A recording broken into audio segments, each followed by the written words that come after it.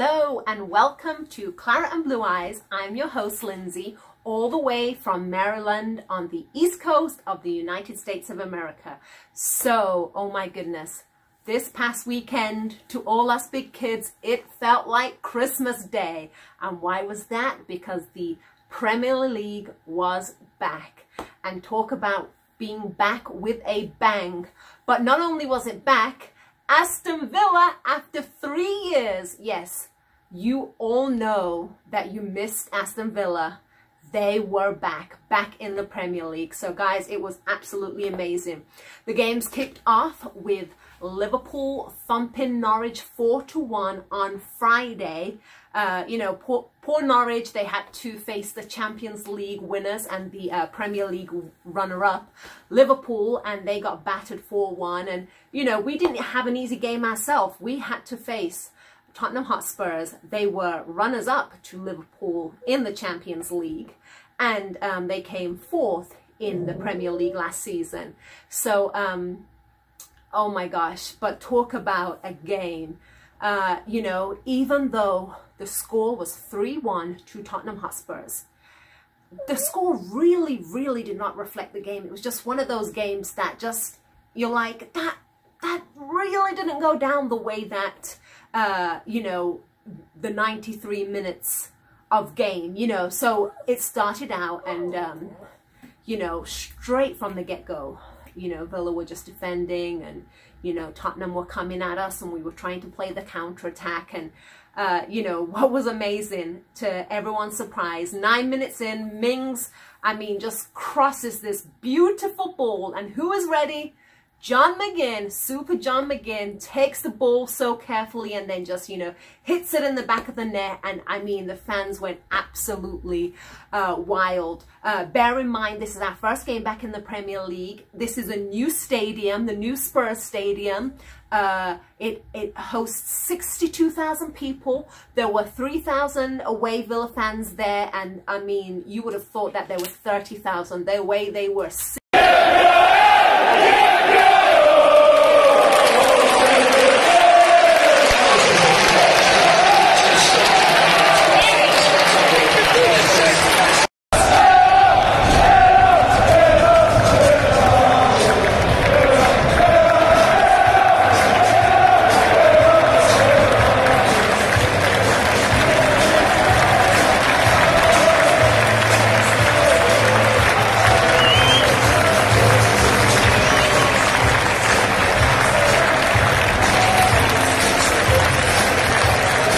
to half-time, and it was one of those, whew, okay, we've had a great first half, we've scored a goal, Spurs had missed a few opportunities. Tom Heaton, talk about being immense. Mings and Engels at back, and we know that they've been coined the term mingles. They were certainly mingling around and doing what they do best and just keeping those balls out of the goal. So we're like, okay, we just have 45 minutes to go. Can we hold on for 45 minutes? And, we were just there anticipating what's going to happen. Can we get a second goal? But unfortunately, the second half, talk about just pressure. Spurs really put the pressure on. Just attack after attack after attack. I think Spurs had like 14 corners and Aston Villa didn't have a single corner. The possession was 70% to Spurs, 30% to Aston Villa. And so what happened? Pochettino had to make that decision to bring on Christian Eriksen, the man who wants away, who Real Madrid are after at the moment. So 64th minute, Eriksen comes on, and what does he do? He definitely turns things around. And in the 73rd minute, yet it only took him 9 minutes. Ndombele, the new guy, scores a great cracking goal. And unfortunately Mings just missed it, but he can't be faulted because he had such an immense game. So 73 minutes gone, it's 1-1. Okay, if we can just hold on for a point, that would be a great start to the campaign, and especially against Spurs. Unfortunately, I think, the fatigue started to set in. It was a lot of defending, a lot of pressure. We really couldn't keep, our passes together. We couldn't even couldn't even do any, you know, counterattacks. Just a lot of pressure and a lot of defending, and I think it just finally got to the boys. And then 86th minute, of course, the golden boy Harry Kane scores a goal. Grealish was dispossessed, and you know, then comes the goal from Harry Kane. I thought it looked like it might have been a foul, but you know, I suppose it was a clean ball taken, and you know, there was Harry Kane ready to score that goal. So you know, 2-1, and I you know, and then of course 4 minutes later, you know, just add insult to injury, 3-1, you know, another goal by Harry Kane yet again. But you know, I think the incredible thing is, though, a lot of Villa fans came away feeling, you know, optimistic that yes, we had lost 3-1. Yes, you know, we had held Spurs, again, Champions League finalists. We had held them for 73 minutes, had scored against them, you know, had made it very difficult for them. You know, we felt optimistic because, you know, just seeing the structure and the discipline of our defense, you know, and there were so many people commenting on, you know, the great job of Mings, not just Villa fans, but fans from all over, you know, even pundits and commentators were applauding the performance of Aston Villa, you know. So again, it really left us feeling optimistic that yes, we lost, but, you know, we gave it a good go and we just ran out of steam at the end. So that was really, really encouraging. And I think moving forward, you know, it just gives us more hope that, okay, this is just the beginning. You know, yes, we faced a hard team and we're going to face other hard teams, you know, teams that are even better than Spurs, you know, but we're also going to face teams who aren't. And, you know, we can really take advantage of that and capitalize on that. So, you know, it is exciting going forward. You know, you don't feel like, oh my gosh, that was terrible, which now some stupid people have come out and written some articles. But, you know, these are the people that obviously didn't watch the game, because the game, if you'd watched the game, you would have seen how well Villa performed and how well they held Spurs for so long. You know, and unfortunately, you know, all these fans, I know there's a lot of us on Facebook who do not agree with them, who have told them, you know, pipe down, be quiet, you know, let's be positive. But a lot of fans that have come with their negativity, that Wesley was crap and the defense was crap. I mean, really, guys, there's no need for that, you know. But I'm happy that there are a lot of fans who have been able to see the positivity from the game and, you know, can take heart and can take courage and ultimately be proud of the boys and be proud of the performance they put in. And of course, you know, Dean Smith knows what he needs to work on. John Terry knows what he needs to work on. The lads know what they need to work on. So it's just exciting moving forward to see where we go. So, you know, I gave my 2 little cents on the game. We're going to hear from a few people. Let's hear what the fans have to say. So we're going to hear from Drew, who was here in Maryland watching the game. But we're actually going to hear from someone who made it all the way to the game. She was actually staying in Dublin and got to fly to London. She is originally from Winnipeg, Canada, the chairwoman of Winnipeg, Canada. Let's hear from Brittany and let's have her take on the game. Hey, Brittany from Winnipeg here, though I'm doing this from my hotel room in Bray, Ireland, where I've been living for the past few weeks because I've been on this side of the pond. It's just a quick little hop over to London, and I had the opportunity to go to Spurs Away, which was an amazing experience. When I had mentioned that I was going to be there, Lindsay had asked me if I would send her some videos of the supporter section and the supporters' reaction to the end of the match. And I was very, very happy to do that. And she had also asked if I would send along a video of myself just about the match and about the experience of being there. And I'm very happy to do that. So the match itself, even though it resulted in a 3-1 loss, I think there were a lot of positives to take away from the match. Our defense was on fire. Like, Mings was there. He did everything that we needed him to do for us. Heaton, I feel, really earned his place in that match. And the goal from McGinn was just outstanding. And for us to have scored the first goal of the match, being back in the Premier League after 3 years, was just an electric experience, and just the crowd just went absolutely crazy, but I'll get to that in a second. I feel like there were a lot of really positive things from the first half of the match. Second half, I mean, like, not as much. I feel like possession was definitely something that we struggled with. And yes, there were some mistakes that were made, and yes, there are things to work on, but this was our first match back being in the Premier League after 3 years of being out. But I think we really showed that we belonged there. I think the boys really showed that that's where they belong, and that's where they deserve to be playing. I think, in my opinion, I don't think we were ever supposed to win that match. I'd said that from the beginning. We weren't supposed to win that match. It was against a top club, but I think it was a great first experience back for the boys. And they really did show that that's where they belong, and that's where they should be playing. I've been hearing a lot of negative things about Wesley, and again, it was his first match for us. I think it's unfair to expect absolutely everything to be perfect going back into it. And I've said since the end of that match that this isn't the match that's going to define our season.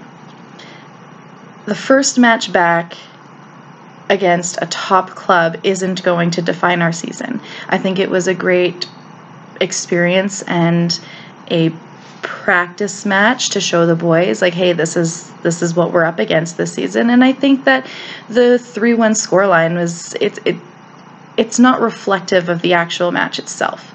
I think there were a lot of really positive things to take away from it. I think the guys have acknowledged what needs to be worked on, and I'm really excited for the rest of the season. In terms of the personal aspect of being at the match, it was an unbelievable experience. This was my first away match, and being there, I felt very fortunate. I was surprised that I was even able to be there, and so to have that experience was just unbelievable and absolutely unforgettable.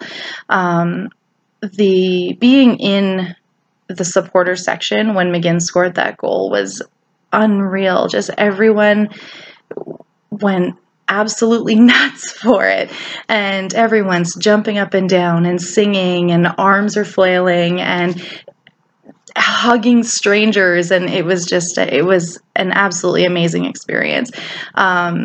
And then before the match as well, being at the on the concourse in the away section, everyone's singing. The stadium itself had these kind of mesh grates that people discovered were very, very loud if you hit them. And so there was a lot of singing, there was a lot of clapping, there was a lot of just everybody enjoying themselves and just being so happy to be back in the Premier League, being excited, being hopeful for the future of our club.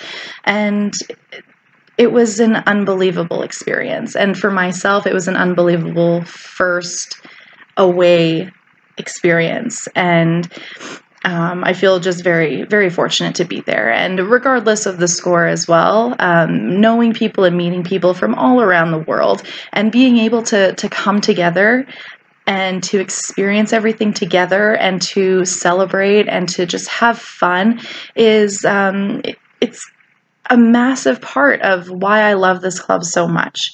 And it's the community, and it's that family aspect, that the Aston Villa is a family, and that we just come together and just enjoy each other's company. And so being able to see some people that I haven't seen in a long time, meeting new people, ended up meeting up with a supporter from Melbourne, Australia, and having him kind of join myself and my friends that I usually go to matches with was a lot of fun. And it's an experience that I'll never forget. And I'm just really excited for the next match. I will be going over to Birmingham for our first match at home against Bournemouth.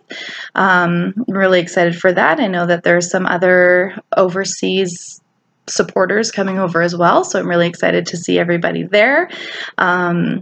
And yeah, I feel very fortunate to be a part of this and be able to be at Spurs away and to be at Bournemouth at home. And I think it's a real testament to the commitment that Aston Villa is making to overseas Lions supporters, and really trying to expand their brand to overseas markets. And because of that, I don't think I would have been able to have this experience. And so I'm feeling very, very fortunate, and I'm really excited to see what our boys do this season.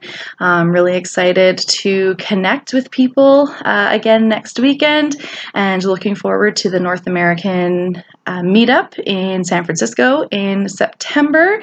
And yeah, so we'll see what happens. But in the meantime, thank you to Lindsay for asking me to say a couple things, and up the villa. So that was a great review from Brittany. Thanks for your photos and your videos, and I'm so happy that she got to go and make that trip and be you know, at this game, and just really have that incredible memory as a Villa fan here in North America. And we're also going to hear... Hey guys, welcome to Claret and Blue. So my first game back in the Premier League. Unfortunately, it finished 3-1, but you know, the score definitely did not reflect what we saw on the pitch. So I am joined here with Drew. Thank you so much, Drew, for joining us here in Maryland. Originally from Birmingham, lives in DC. So Drew, would you just like to give us your thoughts on today's game?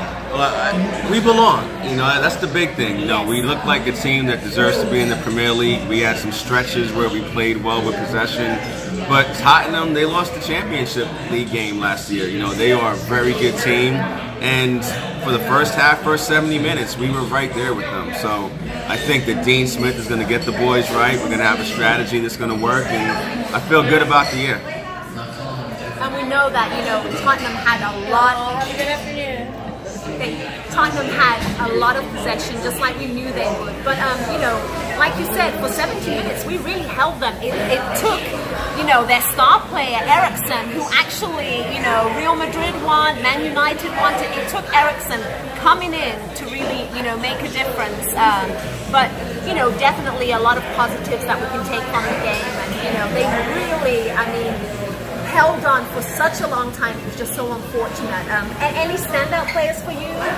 Well, Grealish played really good. The defense, Mings, he looked to win every header, so I thought that was great. And obviously McGinn is just the guy right now. You know, he created a bunch of opportunities, and he'll keep us in a lot of games this year. And I think we both can agree. I think we're going to be fine this season, right? We don't have to worry about, you know, this first result. Yeah, no, this is just the start. It's Tottenham. We got plenty of games to play. Cautiously optimistic, but it feels good to be in the Premier League. Well, Drew, thank you so much, and it was great, you know, watching the game with you. Definitely. So we look forward to watching more games together in the DMV area. So, winning games. Winning games. That's right. That's right. Thanks, guys. Thank you, Drew. So there we have it. We've heard from the fans, and we're going to hear from fans in the upcoming future on different games. So I'm really excited about that. So, you know, there was a lot of other great games this past weekend. And again, I mentioned the Liverpool game. Man City, current champions 2 years in a row. Are they going to make it a third year? They started their campaign in an excellent way, and they absolutely killed West Ham 5-0. Not only that, Sterling got his hat-trick. So, and for those of you who had Sterling in your fantasy team, congratulations, 20 points. For those who captained him, 40 points. And for those who used a triple captain, 60 points. Yes, I'm talking about you, Brian Hanna, who is currently #1 in the Claret and Blue League. Congratulations. So, guys, other games to mention was definitely a shocking game was Man United beating Chelsea 4-0. We've got Solskjaer and Lampard, you know, two great legends of the respective clubs, and here they are now as managers trying to turn their club's fortunes around, trying to make a name for themselves, not just as a player but as a manager. And we know Solskjaer, towards the end of the season, it didn't go too well for him. He didn't make top 4.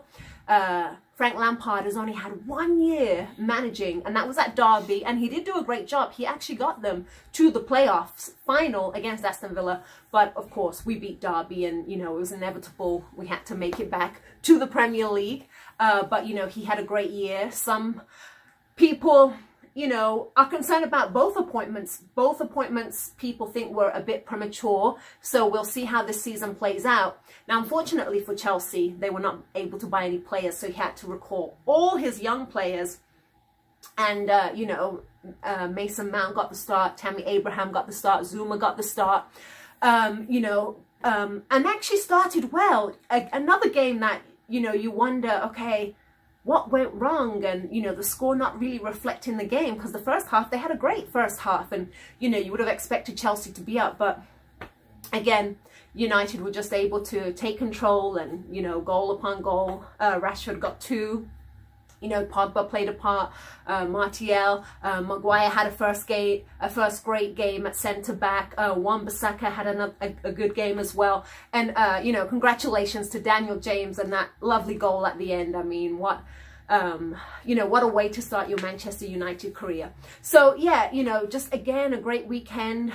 We also had some scoreless games as well. Leicester and Wolverhampton tied 0-0, which I was surprised about, because I was expecting Wolverhampton to come off and, you know, come out and just, you know, kind of continue from last season. Everton and Crystal Palace was 0-0. You know, some new faces there. Zaha stayed at Crystal Palace. He did not make that transfer to Everton, but again, 0-0. Burnley, surprisingly, won 3-0 against Southampton. And, yeah, I mean, that was it. Arsenal as well. They got that sneaky goal by Aubameyang and beat Newcastle 1-0. So, of course, not a good start for Steve Bruce. But, hey, you know, we don't really expect too much from Steve Bruce in Newcastle this season. And I think with his appointment, you know, probably does put them in contention for one of those teams to get relegated. So again, you know, a great weekend, some great games, and, you know, looking forward to the coming games this weekend, week 2. So another new thing that happened this past weekend was VAR. The first time VAR was used in the Premier League. It seemed to run pretty smoothly. You know, I'd like to hear people's thoughts on that. Maybe they disagree with me. 2 notable times that I noticed, definitely against the Leicester and Wolverhampton game. So Wolverhampton seemed to have scored. However, you know, because they check every single goal, because they have to, they noticed that the ball came off Bolly's shoulder. And the new rule is that even if the ball hits your arm or your hand, even if it's accidental, it's not going to be a goal. So that goal, you know, I don't think the referee noticed that, and I don't think the referee was checking for that. But because VAR does check, and they did notice that, that goal was disallowed, so therefore it was a 0-0 final score. And I know Nuno was not too happy about it. However, had it have gone the other way, maybe he would have been okay with it. But hey, these are the things that we're going to live with. This is a new rule, and yeah. Another time that VAR was used, and you know, we really see the intricacies of it, was at the Man City game. Sterling, you know, scored yet again, was having a great game. And when they checked for offside, I mean, literally, it was probably like a hair. And we saw this in the Women's World Cup. But again, these are the rules. So that goal was disallowed.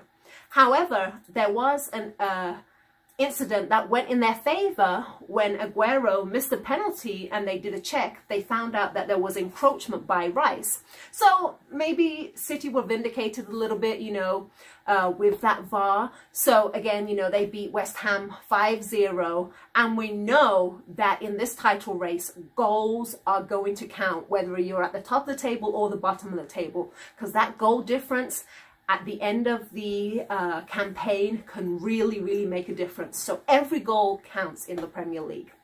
All right, so again, I mentioned, for those of you who are playing fantasy football, some of you picked Sterling and Salah, and you guys got amazing points. Congratulations. You know, still week 1, still plenty of opportunity for those of you who didn't do so well, like myself, to come back, because we know this is a marathon, not a sprint, but it's going to be exciting and, you know, some great points. Yeah, and just to mention, for those of you who do not know, I'm sure all of you have heard by now, but we are going to finally say goodbye to Wayne Rooney. You know, last month I got to see him play at the Audi field, and I did get to see him after the game, but as you can see, I got to see the back of him, which is what's going to happen now. We're going to see the back of him. Not that I'm happy to, because I honestly think he has had a great impact in MLS, and especially DC United.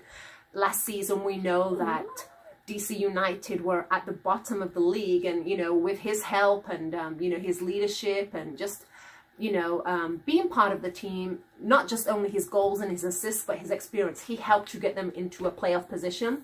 So he is going to finish out the season before he actually goes back to England, and specifically to Derby, where he is going to be a player coach, which is really exciting for him, because this has always been a dream of his to one day be a coach. What better opportunity than a team that made it so close to getting promoted last season, a team who lost a great manager in Frank Lampard, a team that is looking to get promoted, a team that has, you know, a good team, and he's going to be able to play and coach, you know. So, you know, congrats to him. We will miss him, and, you know, look forward to seeing what he does with Derby and how his career progresses. All right. Okay, guys. This Saturday is going to be Aston Villa's first home game. It is Aston Villa v Bournemouth. Guys, this is going to be a good game. Mings playing against his old team. I have a feeling that they are going to regret selling him, because he's going to show them what he is worth. You know, I think this is a game that we can get some points from. I think, you know, based on last week's game, I think the team are going to be fired up. I think they're going to be excited that at home the tickets are sold out. Again, guys, this is immense. I mean, we have sold 30,000 season tickets. People are on a waiting list for season tickets. This is what a great club and what a great fan base we have. So this is really exciting, guys, and I really think that we're going to come away from this game. So, guys, really looking forward to seeing who Dean Smith fields, you know, who's going to be in that starting lineup. You know, we definitely saw some positives this past weekend. You know, Trezeguet had a great game, Mings, Engels, John McGinn. You know, I think Wesley's going to have the opportunity again up front. You know, it's going to take him a little bit of time. You know, this is the Premier League. This was his first game. So, you know, I'm excited, and I really think that we're going to get some points from this game. And like I said, Bournemouth are going to be very sorry that they let Mings go. But we're happy because we love him and he loves us. So guys, can't wait to hear the fan reactions next week and see how that game goes. And it's our first home game, so that's really exciting. And again, before I leave you, don't forget to like, subscribe, share. If you're not part of a Lions Club, please do join a Lions Club here in the USA or back home in England or Europe or wherever you may be living. And if you don't have a team, please come and support Aston Villa, because we would love to have you. And for those of you who are in USA, or if you're not, don't forget that next month, September 13th to 16th, is the 7th annual North American Lions meetup in San Francisco, hosted by Rick and all the other San Francisco Lions. That's going to be an incredible time. Going to watch the West Ham game together. Going to have a great time raising funds for Acorns, and just great time of just being with one another, singing the songs, eating some good food, having some good drinks, and being together. So you don't want to miss that. All right, guys. Well, again, you know, it's been great speaking to you. Look forward to speaking again soon. Up the Villa.